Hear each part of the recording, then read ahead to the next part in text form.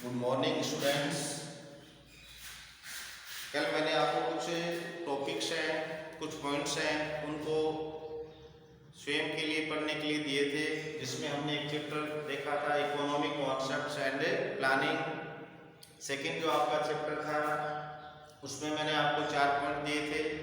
Indian economy is a backward economy, globalisation, privatisation and skill development. Central government वाला जो हमारा topic है उसमें मैंने आपको 2 पॉइंट्स हैं, उनको सिर्फ स्टडी के लिए दिया था। एक तो आपका था फॉर्मेशन ऑफ लोकसभा और एक आपका था formation of Rajya Sabha. Economic concepts and planning वाला जो चैप्टर हमारा है उसका हम आपको रिवीजन करवा रहा हूं। इकोनॉमिक कॉन्सेप्ट्स एंड प्लानिंग वाला जो चैप्टर आपको पता है बोर्ड एग्जाम में कितने नंबर का आएगा? 3 नंबर का। और हमारे क्वेश्चन पेपर में 1 से लेकर 10 तक जो क्वेश्चंस आते हैं उनमें एक नंबर के 3 क्वेश्चन है उस चैप्टर से आएंगे, जिनका क्रम क्या रहेगा? क्वेश्चन नंबर 8, 9 और 10 ये कहां से आएंगे? इकोनॉमिक कॉन्सेप्ट्स एंड प्लानिंग वाले चैप्टर से।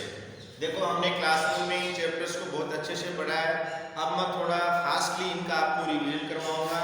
नोट्स आपने पहले ही क्या है लिख रखे हैं, दोबारा एक बार आप मेरे बताने के बाद में इनका रिवीजन कर लेना। पहला पॉइंट हम क्या देखेंगे? Income.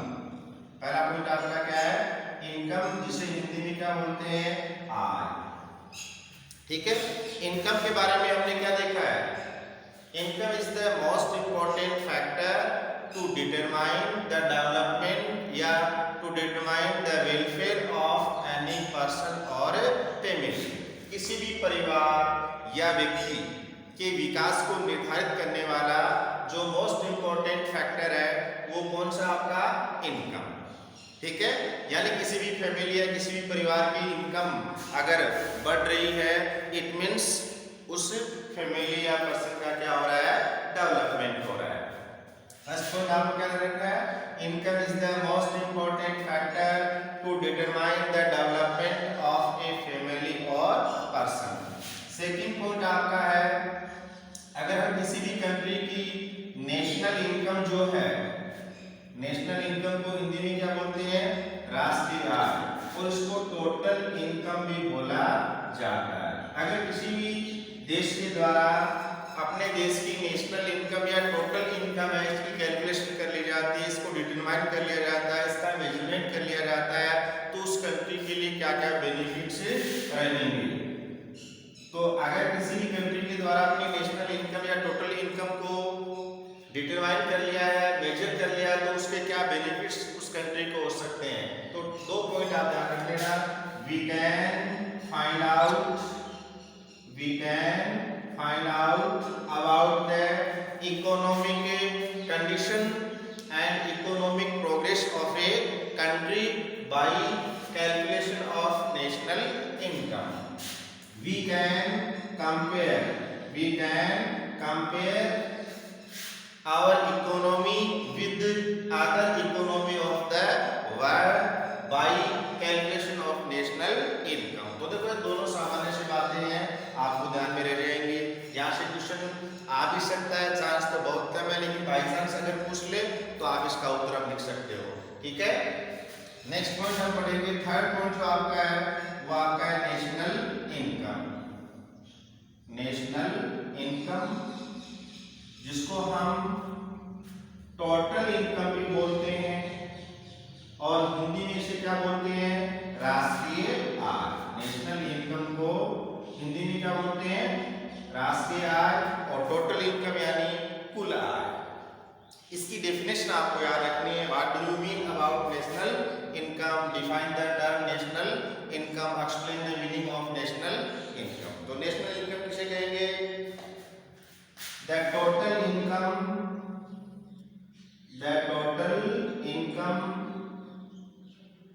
Of a country, the total income of a country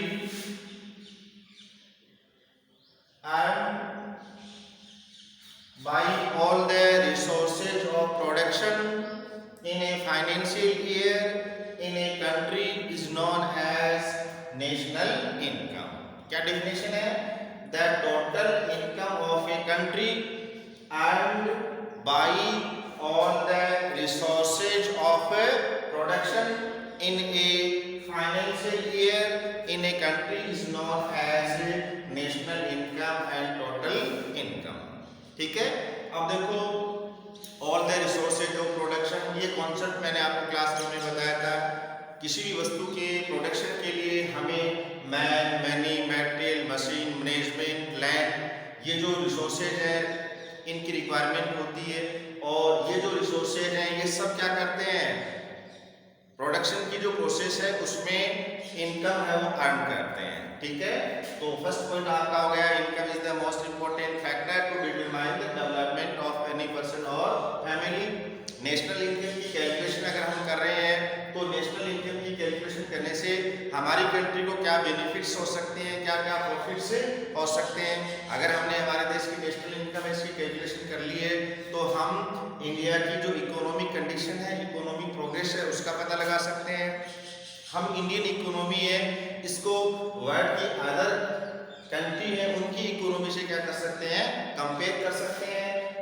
Definition of national income: the total income of a country earned by all the resources of production in a financial year is known as national income. देखो मैं थोड़ा fast आपको revision करवा रहा हूँ क्योंकि ये chapters हमारे क्लासरूम में बहुत अच्छे से पढ़े हुए हैं। नेक्स्ट पॉइंट आपको याद रखना है financial year. Financial year, financial year को हिंदी में क्या बोलते हैं, वित्त वर्ष। फाइनेंशियल ईयर को हिंदी में क्या बोलते हैं, वित्त वर्ष।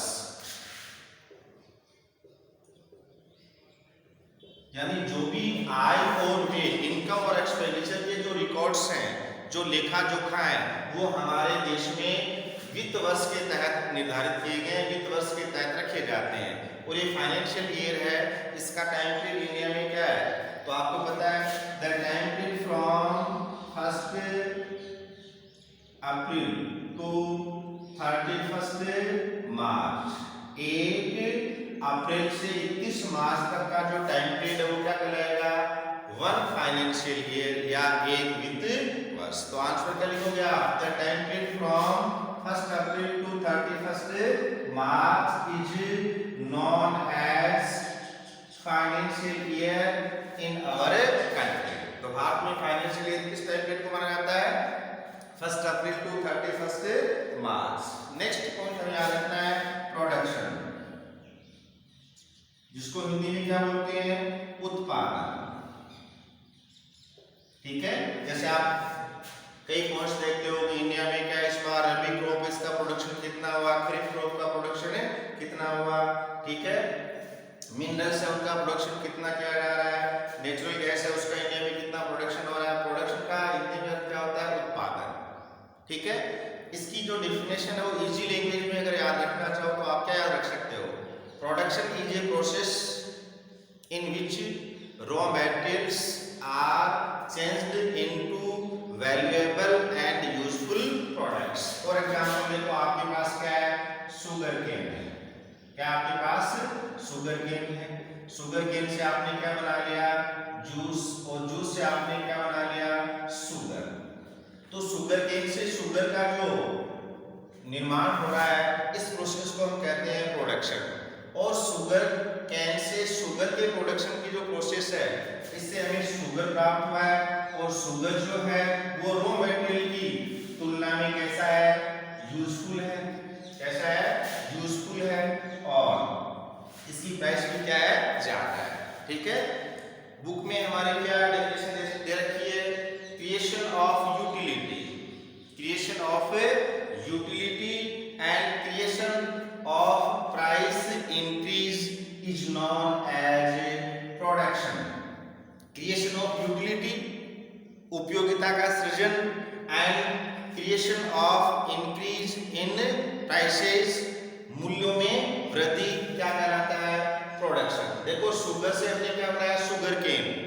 तो शुगर केन है ये ज्यादा यूजफुल है या शुगर ज्यादा यूजफुल है आपका शुगर केन। आपको पता है शुगर केन की तुलना में शुगर क्या है, ज्यादा यूजफुल है। तो इसकी यूटिलिटी चेंज हुई है नहीं हुई, सेकंड देखो, शुगर केन जो है इसकी प्राइस ज्यादा है, शुगर की प्राइस ज्यादा है, शुगर की प्राइस ज्यादा है, तो प्रोडक्शन इसकी डेफिनेशन क्या रखोगे, creation of utility and creation of price increase is known as a production. Next point हम याद रखेंगे, final goods and final services, अंतिम वस्तु और अंतिम सेवा, अंतिम वस्तु और अंतिम सेवा। ठीक है, इसकी इजी सी डेफिनेशन आप याद रख लेना। द गुड्स, अगर फाइनल गुड्स की पूछे तो क्या लिख दोगे, the goods which are obtain from the last process of production, the goods which are obtained from the last process of production are known as final goods।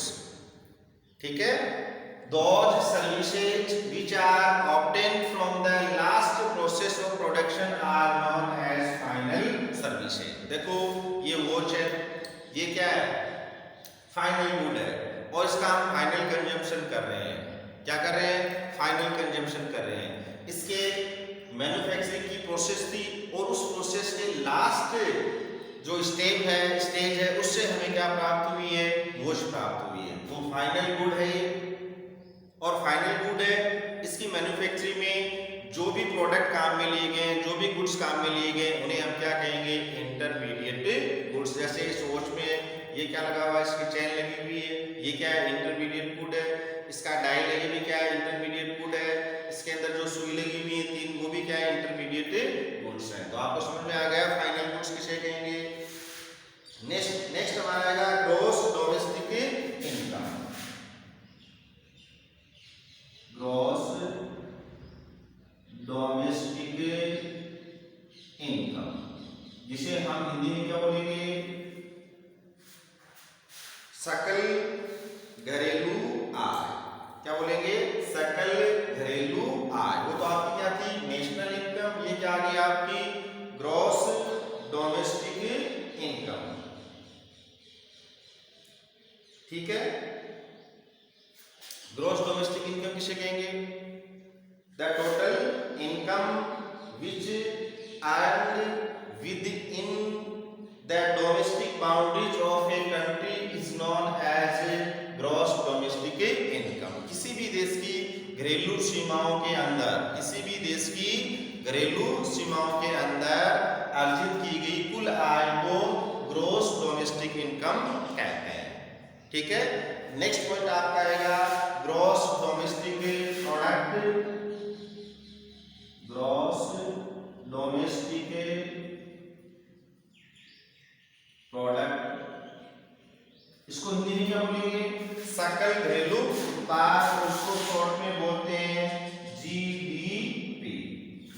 क्या बोलते हैं, जीडीपी। ग्रॉस डोमेस्टिक प्रोडक्ट किसे कहते हैं, the total monetary value of, the total monetary value of final goods and services, the total monetary value of final goods and services produced in a country in a financial year is known as gross domestic product। किसी भी देश में एक वित्त वर्ष में, किसी भी देश में एक वित्त वर्ष में उत्पादित अंतिम वस्तुओं और सेवाओं का कुल मौद्रिक मूल्य ग्रॉस डोमेस्टिक प्रोडक्ट या सकल घरेलू उत्पाद कहलाता है।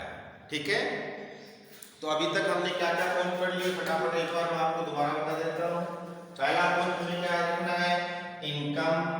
ठीक है, इनकम के बारे में क्या आप याद रखोगे, income is the most important factor to determine the development of any person और फैमिली। सेकंड पॉइंट हम क्या रखेंगे, अगर किसी देश के द्वारा नेशनल इनकम है, इसकी कैलकुलेशन की जाती है, इसका मेजरमेंट किया जाता है या इसको डिटरमाइन किया जाता है, तो उस कंट्री को क्या क्या बेनिफिट्स, क्या क्या प्रॉफिट्स हो सकते हैं। नेशनल इनकम इसकी कैलकुलेशन करने से उस कंट्री को क्या बेनिफिट होंगे, नेशनल इनकम की कैलकुलेशन करने से हम उस कंट्री की इकोनॉमिक प्रोग्रेस और इकोनॉमिक डेवलपमेंट का पता लगा सकते हैं। We can compare the economy of our country with other economy. हम हमारे देश की इकोनॉमी है उसकी तुलना वर्ल्ड की अदर इकोनॉमी है उनसे कर सकते हैं। थर्ड पॉइंट क्या रखना आपको, इनकम नेशनल इनकम। और नेशनल इनकम जो है इसको हम टोटल इनकम भी बोल सकते हैं। नॉन नेशनल इनकम या टोटल इनकम जो इसकी डेफिनेशन क्या है, the total income of a country and by all the resources of production in a financial year is known as national income. Next point हमने पढ़ा है फाइनेंशियल ईयर। इसे कहेंगे financial year the time period from 1st April to 31st March is known as financial year। Next point हमने क्या पढ़ा है, production. इसे कहेंगे प्रोडक्शन। प्रोडक्शन की डेफिनेशन क्या है, creation of utility and creation of price increase is known as production. Next point हमने क्या पढ़ा है, final goods and services. Final goods and final services, अंतिम वस्तुएं और अंतिम सेवाएं। Those goods which are obtain या those services which are obtain from the last process of production are known as final goods and final services. Next point हमने देखा है gross domestic income. Gross domestic income, Hindi में इसको बोलेंगे सकल घरेलू आय। इसे कहते हैं ग्रॉस डोमेस्टिक इनकम।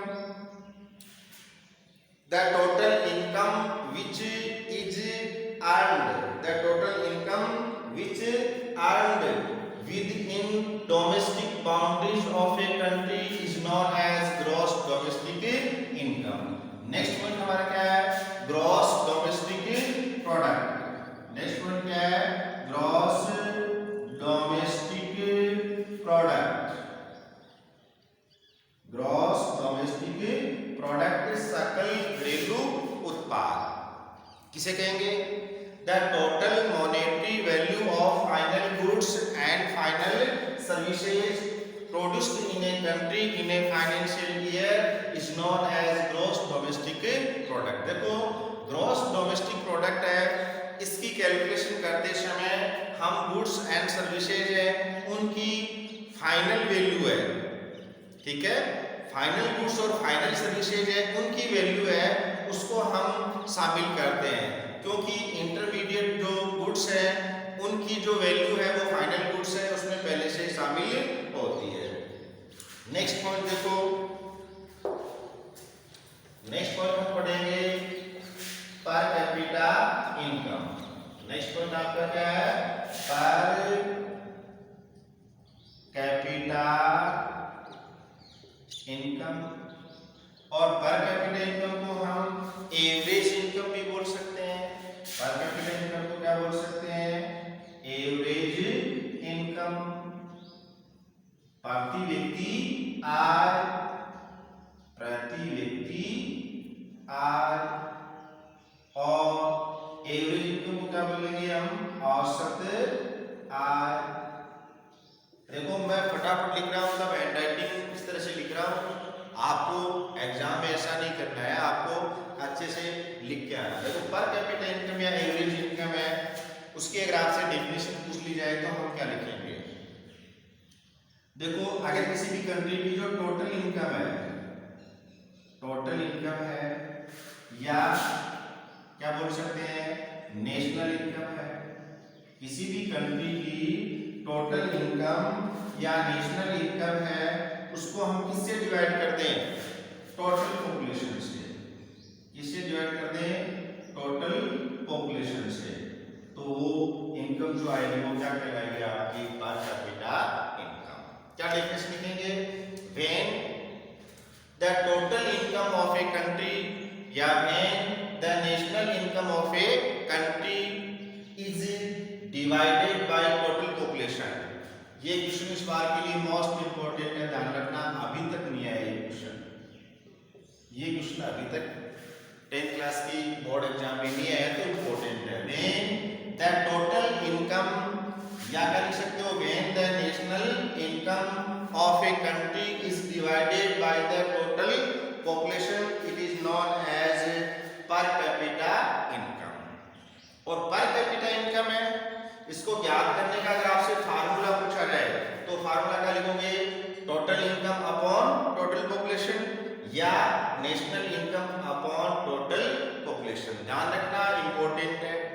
और अगर एग्जाम में आ गया पर कैपिटा इनकम की डेफिनेशन आ गई, तो आपको मैंने पहले भी बताया कि फार्मूला जरूर लिखना है, क्योंकि बुक के अंदर क्या है, केवल फार्मूला दे रखा है, डेफिनेशन नहीं दे रखी है। ठीक है, नेक्स्ट पॉइंट हमारा आएगा calculation of national income. Next point क्या है, calculation of national income. Calculation of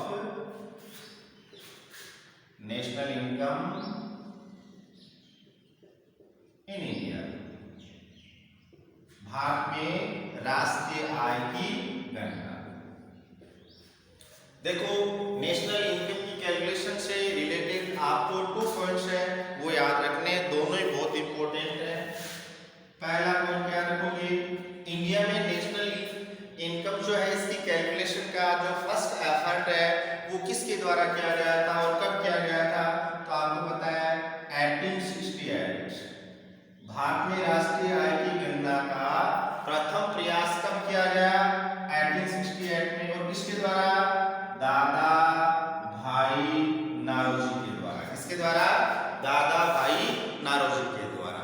ठीक है, नेक्स्ट पॉइंट आपको याद रखना है CSO, central statistical organisation. CSO की फुल फॉर्म क्या है, सेंट्रल स्टैटिस्टिकल ऑर्गेनाइजेशन, जिसे हिंदी में बोलते हैं केंद्रीय सांख्यिकी संगठन। ध्यान रखना, ये भी मोस्ट इंपोर्टेंट है। पर कैपिटा इनकम भी बहुत ज्यादा इंपॉर्टेंट है, आज तक पूछा नहीं गया है। और सेंट्रल स्टैटिस्टिकल ऑर्गेनाइजेशन के बारे में भी अभी तक बोर्ड एग्जाम में पूछा नहीं गया है। तो ध्यान रखना, आपको इंडिया में नेशनल इनकम है, इसकी कैलकुलेशन का कार्य जो है वो प्रेजेंट टाइम में किसके द्वारा किया जा रहा है, सेंट्रल स्टैटिस्टिकल ऑर्गेनाइजेशन। एग्जाम में आए तो पहले आप क्या फुल फॉर्म लिखोगे, सेंट्रल स्टैटिस्टिकल ऑर्गेनाइजेशन, आगे ब्रैकेट में लिखोगे CSO, आगे ब्रैकेट में लिखोगे CSO। देखो, इसी प्रकार का एक क्वेश्चन हो रहेगा आपका, कहा चैलेंज ऑफ इंडियन इकोनॉमी। ध्यान रखना, वहां पे क्या आएगा, NSSO। क्या लिखा मैंने, NSSO। एन से क्या बनाएंगे, नेशनल, एन से क्या बना लेंगे, नेशनल। एस से क्या बनाएंगे, सैंपल। फिर एस से क्या बनाएंगे, सर्वे। और ओ से क्या बनाएंगे, organisation. National sample survey organisation. ध्यान रखना, हमारे देश में पॉवर्टी और अनएम्प्लॉयमेंट से रिलेटेड जो भी डाटा है उनके कलेक्शन का कार्य कौन करता है, NSSO। ठीक है, बहुत इंपॉर्टेंट है। देखो, इनमें से एक क्वेश्चन आने की पूरी संभावना है, कंफ्यूज मत हो जाना। और वैसे भी आप ध्यान रखना, अगर 8, 9, 10 में पूछ रहा है ऑर्गेनाइजेशन का नाम, तब तो डेफिनेट क्या आएगा, CSO आएगा। और अगर 5, 6, 7 इनमें से पूछ रहा है पॉवर्टी या अनएम्प्लॉयमेंट से रिलेटेड, तो आपका क्या आएगा, NSSO। ठीक है, मेरे ख्याल से यहाँ तक कोई दिक्कत नहीं होगी आपको। पहला पॉइंट दोबारा बता देता हूँ एक बार फटाफट। पहला पॉइंट क्या है, income is the most important factor to determine the development of a person और family. Second, importance of determination of national income. We can find out about the economic condition and economic progress of a country by national income. We can compare economic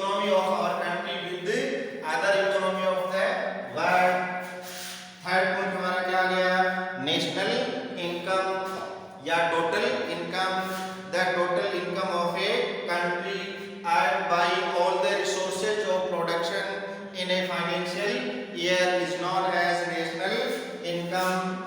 next point आपका आता है financial year with वर्ष the time period from 1 April to 31 March is known as financial year. Next point आपका आ जाएगा production. इसे कहेंगे production, creation of utility and creation of price increase is known as production. और next point आपका क्या है, final goods and services, those goods and services which are obtained from the last process of production are known as final goods and final services. Next point आपका जाएगा gross domestic income. What do you mean about gross domestic income? The total income which earn within the domestic boundaries of a country is known as gross domestic income.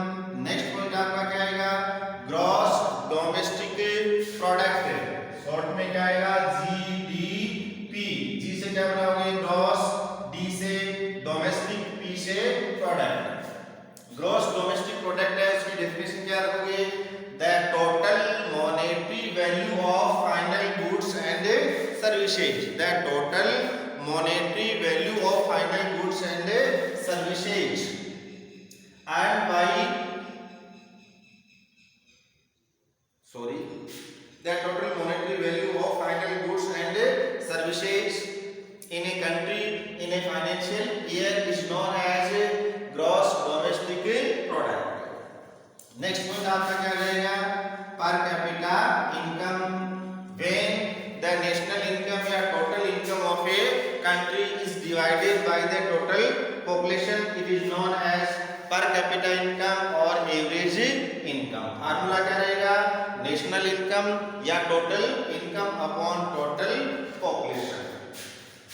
Next point हमारा क्या आ गया, calculation of national income in India. India में national income है, इसको calculate करने का जो first effort है वो किसके द्वारा किया गया था, दादा भाई नेहरूजी के द्वारा।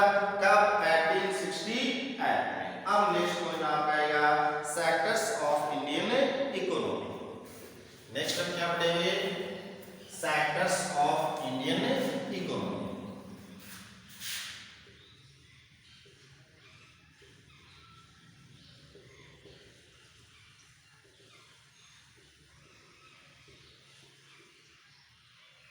Sectors of Indian economy. देखो ह्यूमन एक्टिविटीज जो है इनके बेस पे हम इंडियन इकोनॉमी है इसको 3 सेक्टर्स है उनमें डिवाइड कर सकते हैं। एक तो आपका क्या है, प्राइमरी सेक्टर। पहला आपका क्या है, प्राइमरी सेक्टर, जिसे हिंदी में क्या बोलेंगे, प्राथमिक क्षेत्र। और मैंने आपको बताया प्राइमरी सेक्टर इसको एग्रीकल्चरल सेक्टर और एलाइड सेक्टर भी बोला जाता है। प्राइमरी सेक्टर इसको एग्रीकल्चर सेक्टर और एलाइड सेक्टर, कृषि क्षेत्र और सहायक क्षेत्र भी बोला जाता है। सेकंड आपका आएगा सेकेंडरी सेक्टर, और सेकेंडरी सेक्टर को इंडस्ट्रियल सेक्टर भी कहा जाता है। सेकेंडरी सेक्टर इसको इंडस्ट्रियल सेक्टर भी कहा जाता है। थर्ड आपका आएगा टैरिटरी सेक्टर। थर्ड क्या आएगा, टैरिटरी सेक्टर, जिसको सर्विस सेक्टर, सेवा क्षेत्र भी बोला जाता है। ठीक है,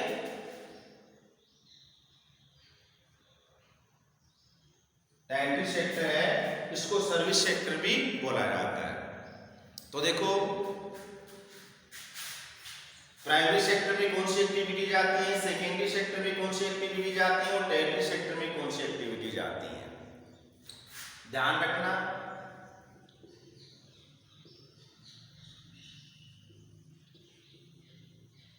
नेचुरल रिसोर्सेज, नेचुरल रिसोर्सेज है, इनको हम हिंदी में क्या बोलते हैं, प्राकृतिक संसाधन।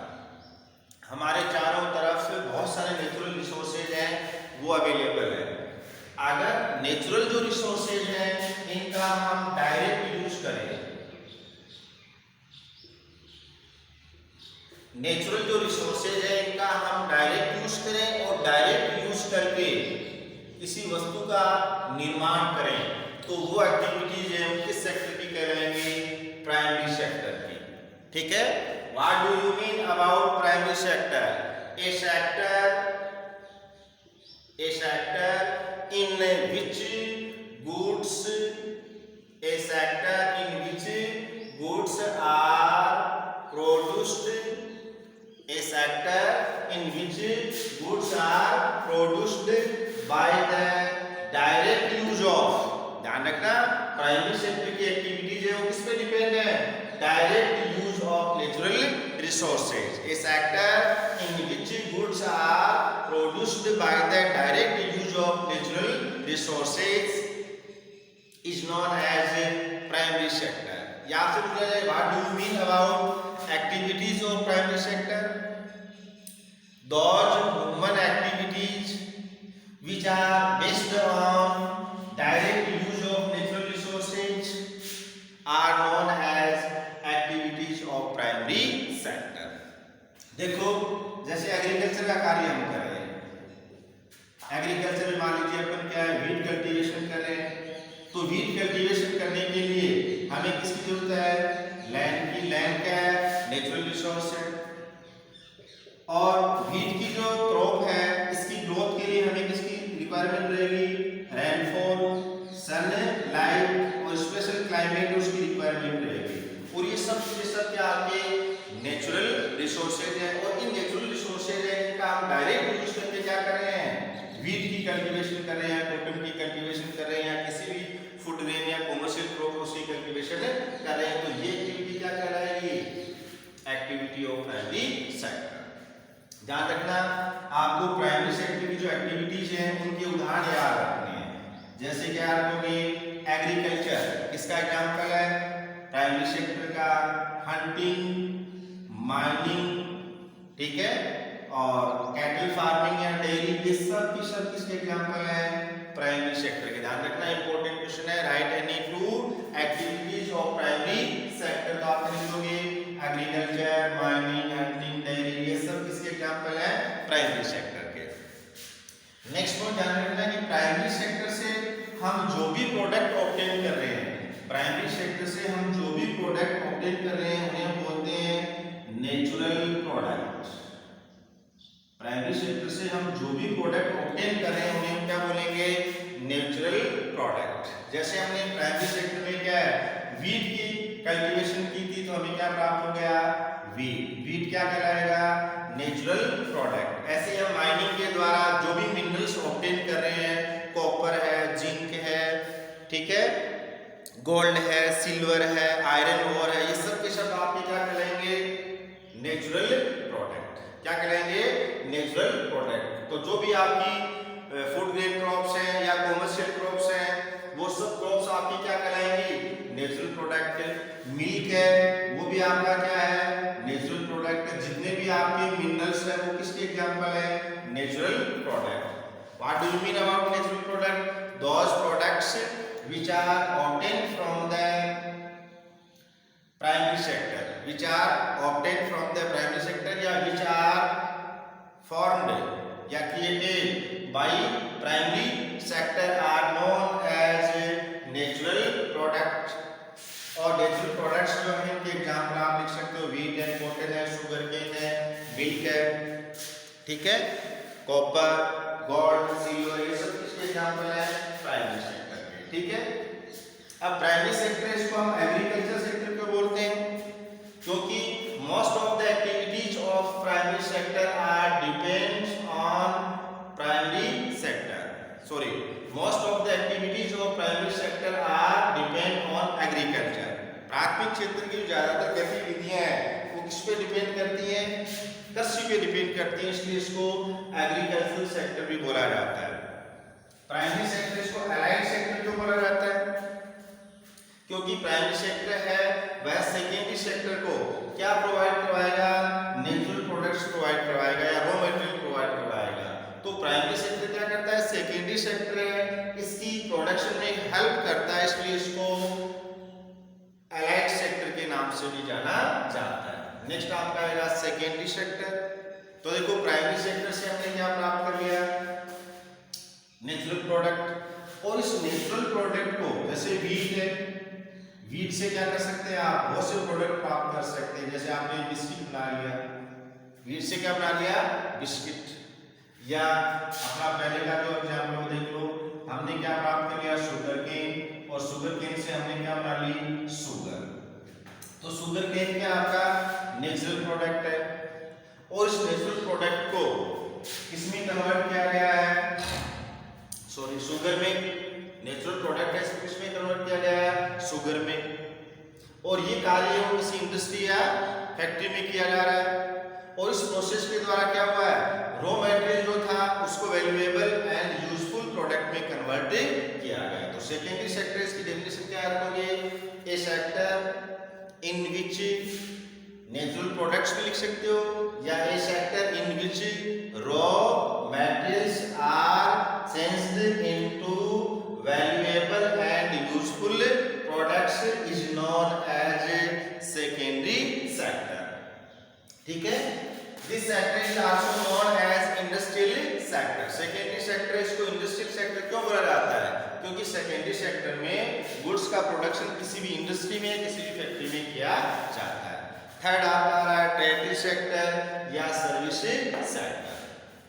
देखो टेरिटरी जो सेक्टर है ये प्राइमरी सेक्टर और सेकेंडरी सेक्टर से बिल्कुल अलग है, क्योंकि प्राइमरी सेक्टर इसमें भी क्या हो रहा है, गुड्स का प्रोडक्शन किया जा रहा है। सेकेंडरी सेक्टर इसमें भी क्या हो रहा है, गुड्स का प्रोडक्शन किया जा रहा है। लेकिन टेरिटरी सेक्टर है ये गुड्स का प्रोडक्शन नहीं करता है। प्राइमरी सेक्टर और सेकेंडरी सेक्टर जो है इनको गुड्स के प्रोडक्शन में सर्विस या हेल्प प्रोवाइड करवाता है।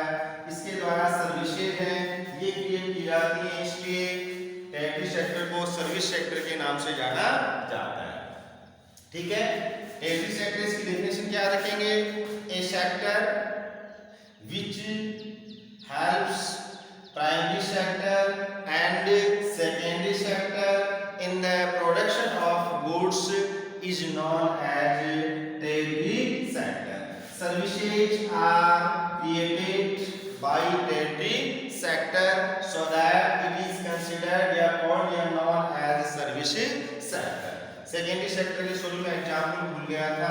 तो जितनी भी आपकी इंडस्ट्रीज है, जैसे मैन्युफैक्चरिंग इंडस्ट्री वाला चैप्टर है, वहां पर जो इंडस्ट्रीज है उनके नेम लिखोगे तब भी आपका क्या आएगा, सेकेंडरी सेक्टर का एग्जाम्पल आ जाएगा। जैसे शुगर इंडस्ट्री है, किसका एग्जाम्पल है, secondary sector.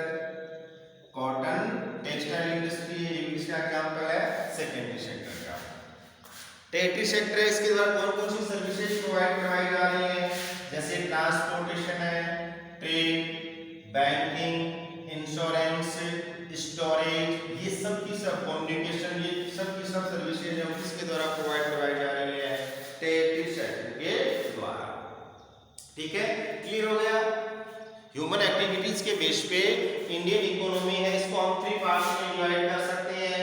Number first, primary sector, a sector in which natural resources है उनका यूज किया जाता है। Sector in which goods are produced by the direct use of, ध्यान रखना direct use of, by the direct use of natural resources is known as primary sector. Hunting है, mining है, agriculture है, फिशरीज है, ठीक है, कैटल फार्मिंग है, ये सब के सब इसके एग्जांपल आपके प्राइमरी सेक्टर के।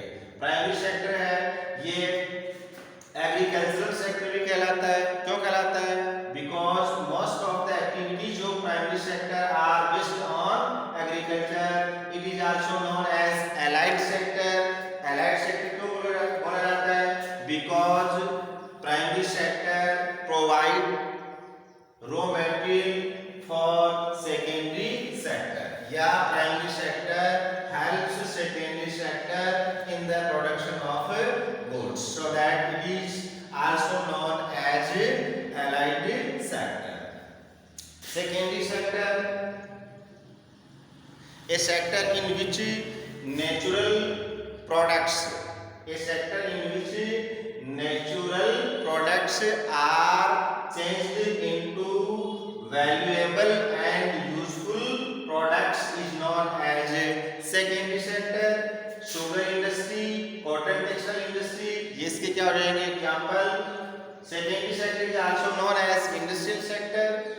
because goods are produced in a factory or in a industry in secondary sector, so that it is known as a industrial sector. Territory sector क्या है? स्वयं गुड्स का प्रोडक्शन नहीं करता है। प्राइमरी सेक्टर और secondary sector है, इनको गुड्स के प्रोडक्शन में हेल्प प्रोवाइड करवाता है।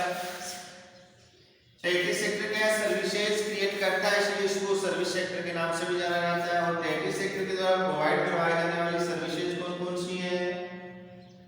बैंकिंग, ट्रेड, ठीक है, ट्रांसपोर्टेशन, कम्युनिकेशन, स्टोरेज, ये सब की सब सर्विसेज किसके द्वारा प्रोवाइड करवाई जा रही है? आपकी टेरिटरी सेक्टर के द्वारा। फिर देखो दो पॉइंट छोटे छोटे हैं, ध्यान में रख लेना, बाई चांस आ जाए। एक आता आपका एसेशनल सर्विसेज। एसेशनल सर्विसेज जिसको हिंदी में बोलते हैं अपरिहार्य सेवाएं। हिंदी में क्या बोलेंगे? अपरिहार्य सेवाएं।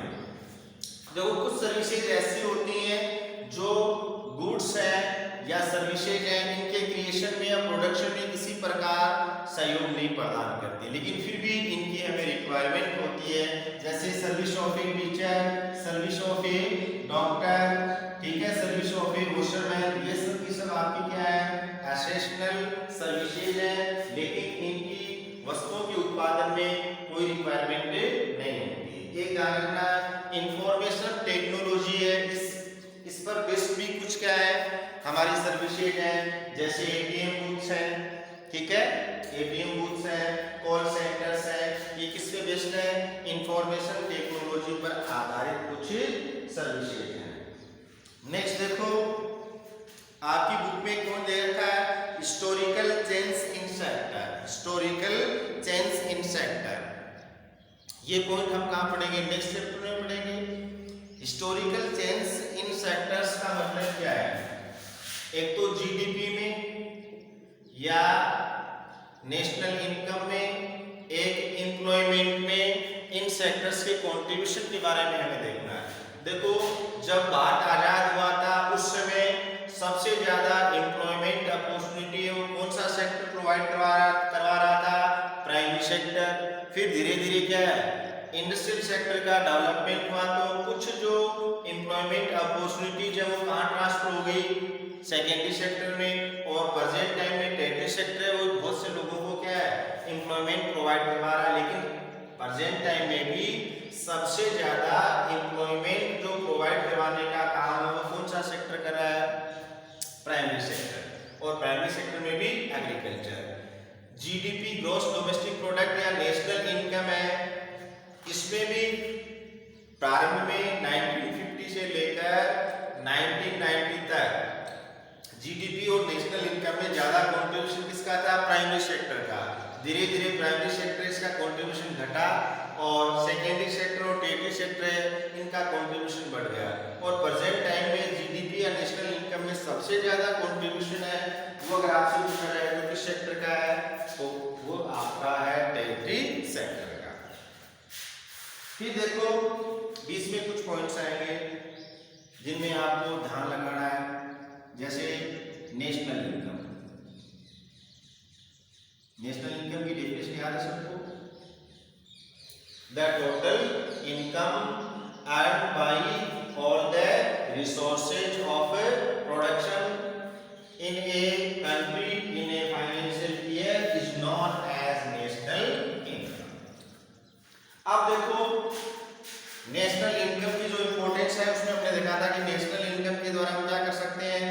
दो देशों के डेवलपमेंट को कंपेयर कर सकते हैं, ठीक है। जैसे ये कंट्री ए है, ये कंट्री बी है। कंट्री ए है, इसकी नेशनल इनकम मान लीजिए 1 करोड़ है। कंट्री बी है, इसकी नेशनल इनकम मान लीजिए कितनी है? 2 करोड़ है। तो नेशनल इनकम या इनकम के बेस पे कौन सा कंट्री डेवलप्ड है? कंट्री बी, ठीक है। और नेशनल इनकम है, इसको डेवलपमेंट के लिए क्राइटेरिया क्यों माना जाता है? क्योंकि इनकम के द्वारा व्यक्ति अपनी जो नीड्स है, जो रिक्वायरमेंट्स है, उनको इजीली फुलफिल कर लेता है। और अगर व्यक्ति अपनी नीड्स है, रिक्वायरमेंट्स है, उनको इजीली फुलफिल करेगा, उनका यूज करेगा, तो उनका लिविंग स्टैंडर्ड है वो भी क्या है? बढ़ेगा। इट मींस व्यक्ति स्थिति का क्या हो जाएगा, विकास हो जाएगा। लेकिन ध्यान रखना, national income is not a suitable criteria to compare the development of person या development of nations then per capita income. National income और पर कैपिटा इनकम या एवरेज इनकम दोनों के बेस पे अगर हम दो देश हैं उनके डेवलपमेंट को कंपेयर करते हैं तो दोनों में से बेस्ट कौन सा है, पर कैपिटा इनकम। तो नेशनल इनकम बेस्ट क्यों नहीं है? तो नेशनल इनकम इसकी क्या लिमिट्स हैं? अगर हम नेशनल इनकम से किन्हीं दो देशों के डेवलपमेंट को कंपेयर करते हैं तो दो इसकी लिमिट है, दो इसकी प्रॉब्लम है। पहले तो क्या है, different nations have different population. जैसे मान लीजिए कंट्री ये है, इसकी जो नेशनल इनकम या टोटल इनकम मैंने कितनी बताई आपको, 1 करोड़, और मान लीजिए यहाँ की पॉपुलेशन कितनी है, 5000 मिलती है। पॉपुलेशन कितनी है, 5000। यहाँ पे 2 करोड़ क्या है, नेशनल इनकम है, लेकिन यहाँ की पॉपुलेशन कितनी है, 1 करोड़। अब देखो एक्चुअल में डेवलप्ड जो नेशन है वो कौन सा है, क्योंकि यहाँ पे तो 5000 लोग हैं, वो कितनी इनकम कमा रहे हैं, 1 करोड़, और यहाँ पे 1 करोड़ पीपल है, वो मिलकर कितना कमा रहे हैं, 2 करोड़। ठीक है, तो national income is not a suitable criteria to compare the development of a nations because different nations have different population. Second देखो, जब हम नेशनल इनकम से दो देश है उनके डेवलपमेंट को कंपेयर कर रहे हैं तो हमें पर कैपिटा इनकम या इनकम ऑफ एन इंडिविजुअल है वो पता नहीं चल पाती है। ठीक है, तो we can not find out about the average income of a person by comparing national income. ठीक है, तो दोनों पॉइंट बुक्स में दिए गए हैं, ध्यान से देख लेना। अब देखो छोटे छोटे 4-5 कॉन्सेप्ट्स और हैं, फिर हमारा इकोनॉमिक कॉन्सेप्ट्स वाला पॉइंट है वो कंप्लीट हो जाएगा। इकोनॉमिक प्लानिंग वाला जो पार्ट है वो बचेगा। तो छोटे छोटे जो पॉइंट्स है वो आपको बता रहा हूं। एक पॉइंट आपका आएगा इकोनॉमिक प्रोग्रेस। इकोनॉमिक प्रोग्रेस या इकोनॉमिक ग्रोथ, हिंदी में क्या बोलेंगे, आर्थिक वृद्धि। हिंदी में क्या बोलेंगे, आर्थिक वृद्धि। ठीक है, देखो अगर किसी भी देश में नेशनल इनकम और पर कैपिटा इनकम में कंटिन्यूअस इंक्रीज हो रही है उसे हम क्या बोलेंगे, economic growth. What do you mean about economic growth, या explain the meaning of economic growth. हम क्या लिखेंगे, continuous increasing in national income and per capita income of a country is known as economic growth। अगर किसी भी देश की economy में नेशनल इनकम और पर कैपिटा इनकम है, इसमें कंटिन्यूअस यानी लगातार क्या हो रही है, वृद्धि हो रही है, तो उसको हम क्या मानेंगे, इकोनॉमिक ग्रोथ। नेक्स्ट पॉइंट हम पढ़ेंगे इकोनॉमिक डेवलपमेंट।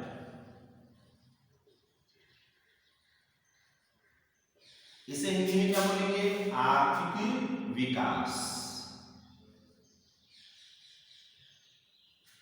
ध्यान रखना, इकोनॉमिक ग्रोथ की तुलना में इकोनॉमिक डेवलपमेंट है ये वाइड कॉन्सेप्ट है, इससे बड़ा कॉन्सेप्ट है।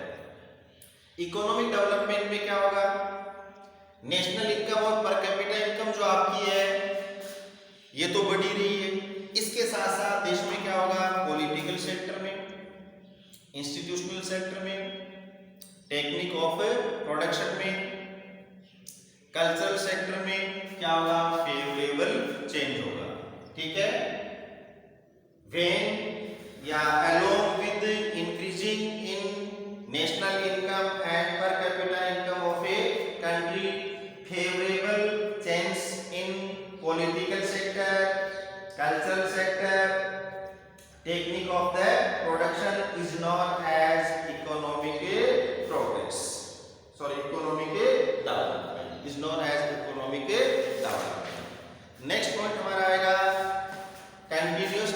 डेवलपमेंट या sustainable development, continuous development, sustainable development या सक्सेसिव डेवलपमेंट। इंपॉर्टेंट पॉइंट ध्यान रखना,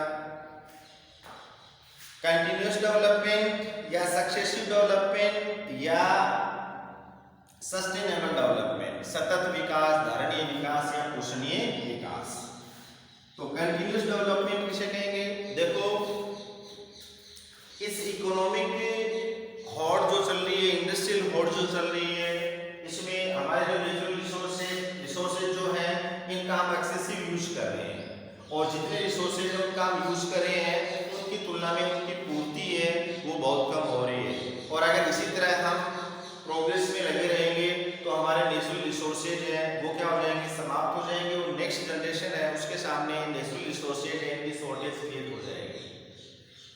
हम जो भी डेवलपमेंट कर रहे हैं और उस डेवलपमेंट में हम हमारे नेचुरल जो रिसोर्सेज हैं, जैसे फॉरेस्ट है, सॉइल है, ठीक है, जो भी हमारे वाटर है, जो भी हमारे नेचुरल रिसोर्सेज है, इनको अगर हम नुकसान नहीं पहुंचाएंगे तो वह डेवलपमेंट क्या कहलाएगा? सस्टेनेबल डेवलपमेंट या सक्सेसिव डेवलपमेंट या कंटिन्यूअस डेवलपमेंट। ठीक है, the development which is done without causing harm our natural resources is known as continuous development या सक्सेसिव डेवलपमेंट या सस्टेनेबल डेवलपमेंट। ठीक है, नेक्स्ट पॉइंट आपका आएगा एसिमिलेटेड डेवलपमेंट। देखो, हमारी जो सोसाइटी है उसके कुछ सेक्शंस ऐसे हैं जो कास्ट के आधार पे या जेंडर के आधार पे या अदर बेस के आधार पे क्या है, जो हमारा इकोनॉमिक डेवलपमेंट हो रहा है उसके साथ वो ज्वाइन नहीं कर पाए, जुड़ नहीं पाए, यानी उनका विकास नहीं हो पाया। तो ये जो सेक्शंस हैं जो डेवलपमेंट से क्या है दूर रह गए हैं, उनको डेवलपमेंट के साथ जोड़ना क्या कहलाएगा? Assimilated development. ठीक है, a type of development which provides the benefits of development for all sections of a society is known as assimilated development. और इकोनॉमिक कॉन्सेप्ट्स वाले जो हमारा पॉइंट चल रहा है उसमें लास्ट पॉइंट आपका आ रहा है ह्यूमन डेवलपमेंट।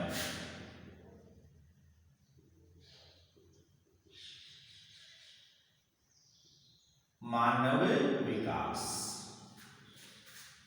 ठीक है, देखो हम कहां से चले थे? इनकम से, फिर नेशनल इनकम, फिर पर कैपिटा इनकम और फिर हम कहां गए? Economic growth, economic development, sustainable development, assimilated development. ये सब चीजें हैं वो व्यर्थ है जब तक मानव का विकास नहीं होता है।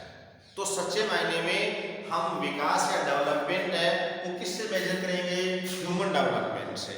और ह्यूमन डेवलपमेंट है इसको मेजर करने के लिए HDI human development index, HDI human development index वो प्रिपेयर किया जाता है।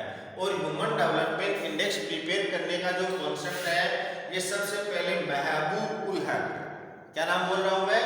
महबूब उल हक, इनके द्वारा दिया गया था।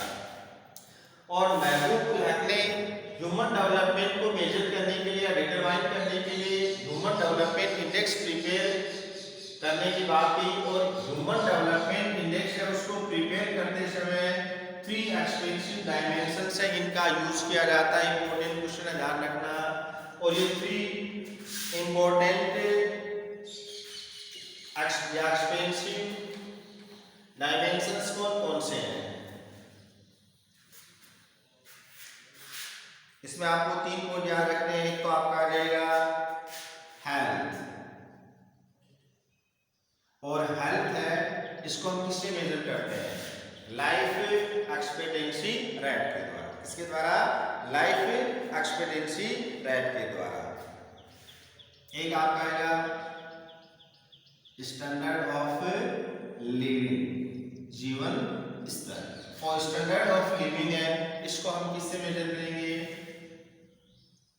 पर कैपिटा इनकम के द्वारा या इनकम के द्वारा। ठीक है, और थर्ड आपका क्या आएगा?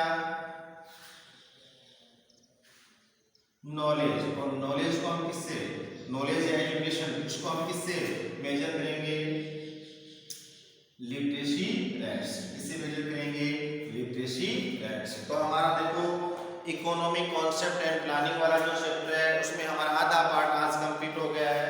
कौन सा, इकोनॉमिक के कॉन्सेप्ट्स का। नेक्स्ट हमारा क्या आएगा, इकोनॉमिक के प्लानिंग। नेक्स्ट कॉन्सेप्ट क्या आएगा, इकोनॉमिक के प्लानिंग, जिसको हम नेक्स्ट वीडियो में देखेंगे। एक बार मैं आपको जो भी बातें हमने पढ़ी हैं उनको दोबारा फटाफट बता देता हूँ। पहली बात क्या देखोगे, income. Income is the most important factor to determine the development of any person और फैमिली। किसी भी कंट्री में अगर हम नेशनल इनकम की कैलकुलेशन कर रहे हैं तो उससे हमें क्या बेनिफिट्स हो सकते हैं, we can find out about the economic progress and economic condition of a country by calculation of national income. We can compare our economy with the other economy of the world by national income. Third point आपका था national income या total income.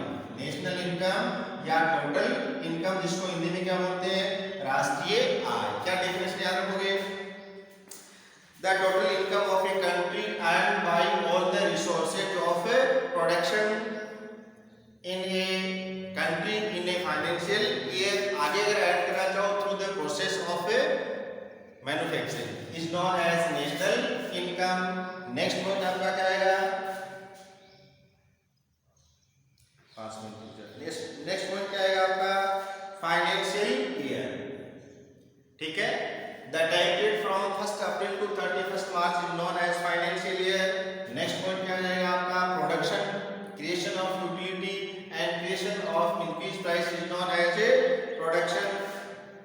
Final goods and services, those goods and services which are obtained from the last process of production are known as final goods and services। Next point आपका है gross domestic income, the total income which earned within domestic boundaries of a country is known as a gross domestic income। Next आपका आएगा GDP या gross domestic product, the total monetary value of final goods and services produced in a country in a financial year is known as a gross domestic product। Next point हमारा था calculation of national income. National income, इसको calculate करने का जो first effort है वो किसके द्वारा किया गया था, दादा भाई नौरोजी के द्वारा। कब, 1860 एक्ट में। और नेक्स्ट हमने पढ़ा था 3 सेक्टर्स ऑफ इंडियन इकोनॉमी। एक तो क्या आएगा आपका प्राइमरी सेक्टर, एक आपका सेकेंडरी सेक्टर, एक आपका टर्टियरी सेक्टर। प्राइमरी सेक्टर इसको हम एग्रीकल्चरल सेक्टर और अलाइड सेक्टर के नाम से भी जानते हैं। सेकेंडरी सेक्टर है, इसको हम इंडस्ट्रियल सेक्टर के नाम से भी जानते हैं। और टर्टियरी सेक्टर को हम सर्विस सेक्टर के नाम से भी जानते हैं। प्राइमरी जो सेक्टर है इसमें नेचुरल जो रिसोर्सेज है इनका डायरेक्ट यूज करके गुड्स का प्रोडक्शन किया जाता है। और प्राइमरी सेक्टर से हम जो भी प्रोडक्ट ऑब्टेन करते हैं उनको हम नेचुरल प्रोडक्ट बोलते हैं। प्राइमरी सेक्टर के एग्जांपल एग्रीकल्चर है, माइनिंग है, हंटिंग है, कैटल फार्मिंग है। प्राइमरी सेक्टर है, इसकी मोस्ट एक्टिविटीज है वो एग्रीकल्चर पे डिपेंड करती हैं, इसलिए इसको एग्रीकल्चरल सेक्टर भी कहा जाता है। प्राइमरी सेक्टर है, सेकेंडरी सेक्टर को गुड्स के प्रोडक्शन में हेल्प प्रोवाइड करवाता है, इसलिए इसको एलाइड सेक्टर भी बोला जाता है। सेकेंडरी सेक्टर क्या करता है, प्राइमरी सेक्टर के द्वारा जो नेचुरल प्रोडक्ट्स प्रोवाइड करवाए गए हैं उनको वैल्यूएबल और यूजफुल प्रोडक्ट में कन्वर्ट करता है। Sector in which natural products या raw materials are changed into valuable and useful products by the use of manufacturing process is known as secondary sector। Secondary sector को industrial sector क्यों बोला जाता है, क्योंकि सेकेंडरी सेक्टर में किसी भी वस्तु का प्रोडक्शन हो किसी इंडस्ट्री या फैक्ट्री में किया जाता है। एग्जांपल लिख दो गया, शुगर इंडस्ट्री है, कॉटन टेक्सटाइल इंडस्ट्री है, उसके एग्जांपल है secondary sector. Tertiary sector, a sector which helps primary sector and secondary sector in the production of goods is known as a territory sector directly क्या है, goods का production नहीं करता है, ये सेकेंडरी सेक्टर और प्राइमरी सेक्टर है, इसकी गुड्स के प्रोडक्शन में हेल्प करता है और ये सर्विसेज क्रिएट करता है, इसलिए इसको सर्विस सेक्टर बोला जाता है। और कौन कौन सी सर्विसेज हैं, banking, storage, transportation, trade, communication, ये सब की सब सर्विसेज है वो कौन प्रोवाइड करवा रहा है आपको, टेरिटरी सेक्टर। ठीक है, फिर हमने पढ़ा था ऐसी असेशनल सर्विसेज कौन कौन सी है आपकी, service of A doctor, service of a teacher, service of A washerman.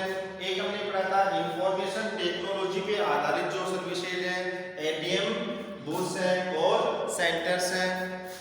फिर हमने देखा था कि नेशनल इनकम से हम जब दो देशों के डेवलपमेंट को कंपेयर करते हैं तो नेशनल इनकम है वो एक सूटेबल क्राइटेरिया नहीं है, क्योंकि different nations have different population और we can not find out about the average income या per capita income of an individual by comparing national income. एक हमने देखा, देखो नेशनल इनकम और पर कैपिटा में से कौन सा क्राइटेरिया सूटेबल है, तो आपको ध्यान में रखना है पर कैपिटा इनकम।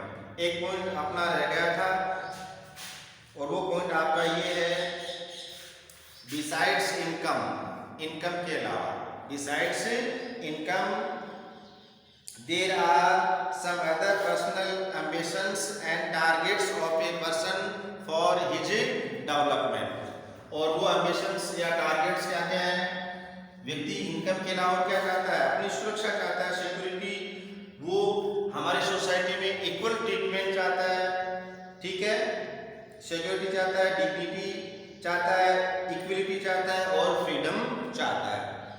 फिर हमने पढ़ा इकोनॉमिक ग्रोथ या इकोनॉमिक प्रोग्रेस। आपको ध्यान है नेशनल इनकम और पर कैपिटा इनकम में अगर कंटिन्यूअस बढ़ोतरी हो रही, इंक्रीजिंग हो रही, तो आपका क्या कहलाएगा, इकोनॉमिक प्रोग्रेस।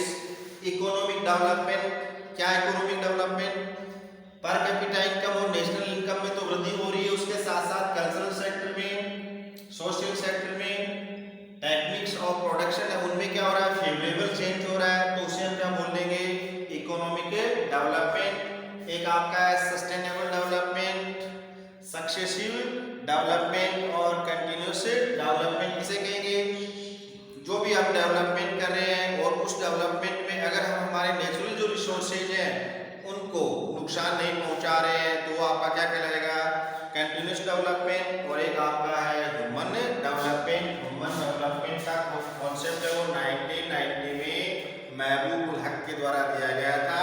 और ह्यूमन डेवलपमेंट है, इसको हम प्रिपेयर करने के लिए, याद करने के लिए एक इंडेक्स बनाते हैं, HDI ह्यूमन डेवलपमेंट इंडेक्स। और इस इंडेक्स को प्रिपेयर करते समय हम 3 एक्सपेंसिव डायमेंशंस हैं उनका यूज करते हैं।